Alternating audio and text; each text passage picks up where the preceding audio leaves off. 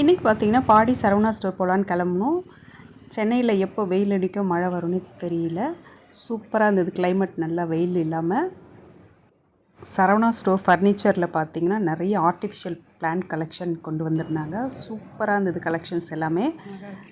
பார்த்திங்கன்னா நல்ல பெரிய பிளான்ட்டே வந்து வித் பாட்டோடு வந்து 650லேருந்தே இருக்குது.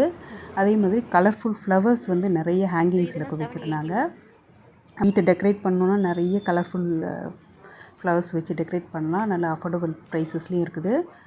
நாங்கள் வாங்க வந்த பொருள் வந்து அங்கே ஃபர்னிச்சரில் கிடைக்கல. அதனால் இங்கே சரவணா ஸ்டோருக்கு வந்துவிட்டோம். லெஜண்டுக்கு கிரைண்டருக்கு ஸ்டாண்டு தான் வாங்க வந்தோம். அது வாங்கியாச்சு. வாங்கி ஒரு பாக்ஸில் பேக் பண்ணி கொடுத்துட்டாங்க.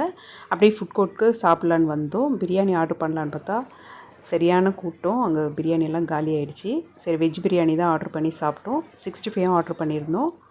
எல்லாம் சாப்பிட்டு முடிச்சுட்டு அங்கேருந்து கிளம்பியாச்சு. வீடியோ பிடிச்சிருக்கோன்னு நினைக்கிறேன். தேங்க்யூ.